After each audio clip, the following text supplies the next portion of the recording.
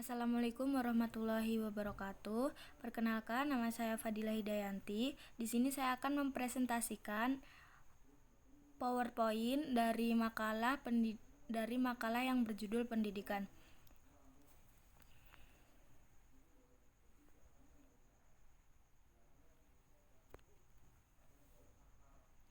Pengertian. Menurut Malmambesi Moses, pendidikan adalah proses pengalihan pengetahuan secara sistematis dari seseorang kepada orang lain sesuai standar yang telah ditetapkan oleh ahli. Yang kedua, fungsi pendidikan. Yang pertama yaitu menyiapkan sebagai manusia, yang kedua menyiapkan tenaga kerja, dan yang ketiga menyiapkan warga negara yang baik.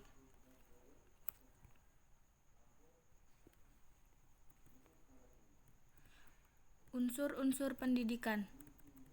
Yang pertama yaitu tujuan pendidikan. Tujuan pendidikan dalam sistem pendidikan nasional termuat dalam Undang-Undang Sisdiknas, yaitu untuk berkembangnya potensi peserta didik agar menjadi manusia yang beriman dan bertakwa kepada Tuhan Yang Maha Esa, berakhlak mulia, sehat, berilmu, cakap, kreatif, mandiri, dan menjadi warga negara demokratis serta bertanggung jawab. Yang kedua, kurikulum adalah seperangkat rencana pengaturan mengenai tujuan, isi, dan bahan pelajaran, serta cara yang digunakan sebagai pedoman penyelenggaraan kegiatan pembelajaran untuk mencapai tujuan pendidikan tertentu. Kurikulum sebagai pedoman penyelenggaraan kegiatan pembelajaran memberikan makna bahwa di dalam kurikulum terdapat panduan interaksi antara pendidik dan peserta didik. Yang ketiga yaitu peserta didik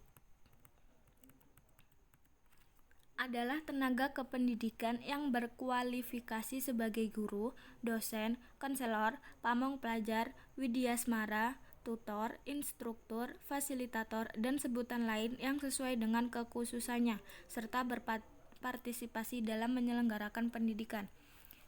Yang kelima yaitu interaksi edukatif adalah proses interaksi peserta didik dengan pendidik dan sumber belajar pada suatu lingkungan belajar. Yang keenam yaitu isi. Isi pendidikan merupakan materi-materi dalam proses pembelajaran yang bertujuan agar untuk memiliki kekuatan spiritual keagamaan, pengendalian diri, kepribadian, kecerdasan, akhlak mulia, serta keterampilan yang diperlukan dirinya, masyarakat, bangsa, dan negara ke arah yang lebih baik. Kemudian yang terakhir, lingkungan. Pendidikan adalah tempat manusia berinteraksi, timbal balik sehingga kemampuannya dapat terus dikembangkan ke arah yang lebih baik lagi.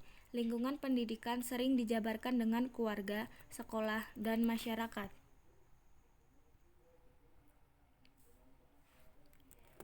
Tujuan pendidikan. Yang pertama yaitu tujuan umum. Tujuan umum pendidikan nasional yaitu untuk membentuk manusia Pancasila. Kemudian yang kedua, tujuan institusional, yaitu tujuan yang menjadi tugas dari lembaga pendidikan tertentu untuk mencapainya. Kemudian yang ketiga, tujuan kurikuler, yaitu tujuan studi ahli atau mata pelajaran.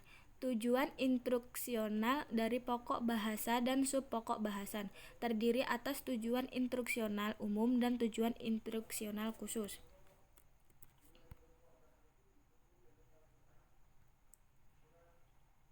Yang kelima, jalur pendidikan.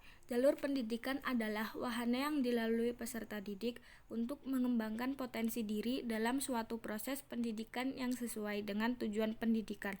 Menurut Teguh Triwiyanto, jalur pendidikan yaitu yang pertama, pendidikan formal.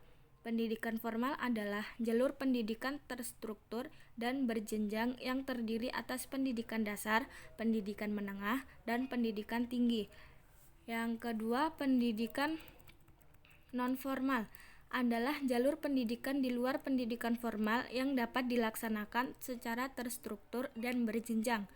Pendidikan non-formal berfungsi mengembangkan potensi peserta didik dengan penekanan dan penguasaan pengetahuan dan keterampilan fungsional, serta pengembangan sikap dan kepribadian profesional.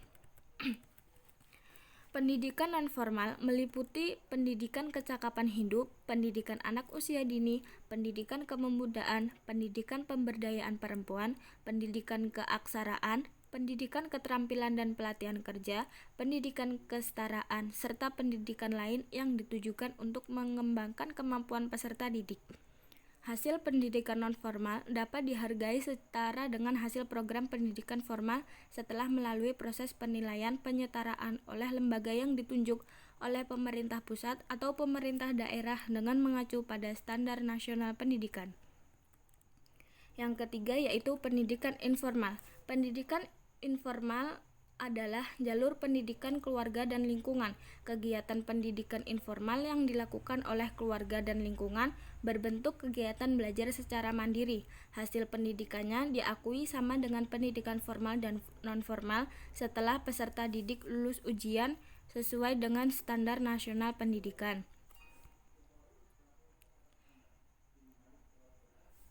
Yang keenam ada jenjang pendidikan.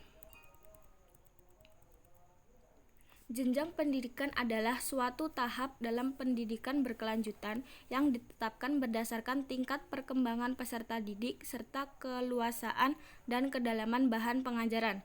Menurut Tirta Raharja dan Lasulo, jenjang pendidikan meliputi yang pertama, jenjang pendidikan dasar.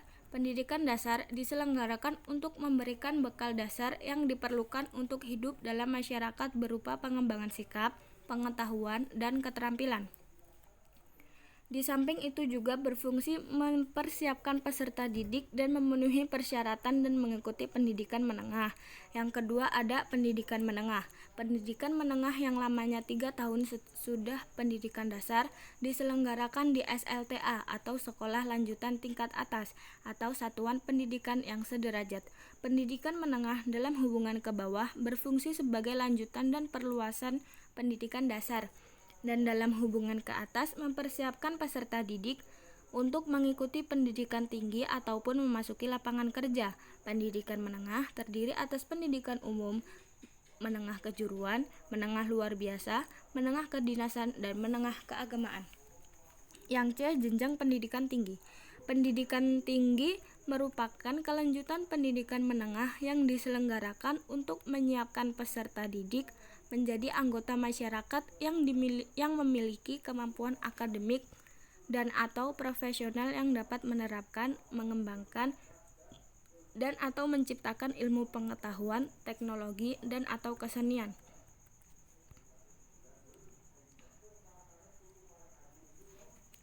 Yang ketujuh, jenis program pendidikan. Yang pertama ada pendidikan umum. Pendidikan umum adalah pendidikan yang mengutamakan perluasan pengetahuan dan keterampilan peserta didik dengan pengkhususan yang diwujudkan pada tingkat-tingkat akhir masa pendidikan. Pendidikan umum berfungsi sebagai acuan umum bagi jenis pendidikan lainnya, yang termasuk pendidikan umum adalah SD, SMP, SMA, dan universitas. Pendidikan kejuruan. Yang kedua ada pendidikan kejuruan. Pendidikan kejuruan adalah pendidikan yang mempersiapkan peserta didik untuk dapat bekerja pada bidang pekerjaan tertentu, seperti bidang teknik, jasa boga dan busana, perhotelan, kerajinan, administrasi, perkantoran, dan lain-lain. Lembaga pendidikan seperti STM, SMTK, SMIP, SMIK, dan SMEA. Yang ketiga, pendidikan luar biasa. Pendidikan luar biasa merupakan pendidikan khusus yang diselenggarakan untuk peserta didik yang menyandang kelainan fisik dan atau mental. Yang termasuk pendidikan luar biasa adalah SDLB atau Sekolah Dasar Luar Biasa. Untuk jenjang pendidikan menengah masing-masing memiliki program khusus, yaitu program untuk anak tunanetra, tunarungu, dan tunadaksa serta tunagrahita. Untuk pengadaan gurunya disediakan SGPLB atau Sekolah Guru Pendidikan Luar Biasa setara dengan Diploma 3. Yang keempat ada pendidikan kedinasan.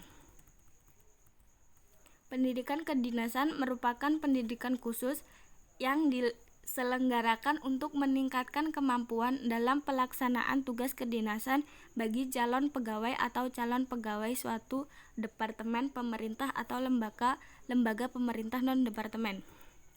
Yang kelima, contoh dari pendidikan kedinasan ini ada SPK atau Sekolah Perawat Kesehatan, dan yang termasuk tingkat tinggi seperti APDN atau Akademi Pemerintah Dalam Negeri. Yang kelima ada pendidikan keagamaan. Pendidikan keagamaan merupakan pendidikan khusus yang mempersiapkan peserta didik untuk dapat melaksanakan peranan yang menuntut penguasaan pengetahuan khusus tentang ajaran agama, yang termasuk tingkat pendidikan dasar misalnya madrasah ibtidaiyah, tingkat pendidikan menengah seperti sanawiyah, PGAN atau pendidikan guru agama negeri, dan tingkat pendidikan tinggi seperti sekolah teologi atau IAIN, Institut Agama Islam Negeri, dan IHD atau Institut Hindu Dharma. Dan poin keenam atau terakhir, pendidikan dalam Islam. Islam sangat mementingkan pendidikan dan pengetahuan, bahkan mendorong pemeluknya supaya mencari ilmu pengetahuan kapan dan dimanapun. Ia juga menempatkan pakar ilmu pengetahuan pada peringkat tertinggi. Mungkin itu saja yang dapat saya sampaikan, kurang lebihnya saya mohon maaf. Saya akhiri, wassalamualaikum warahmatullahi wabarakatuh.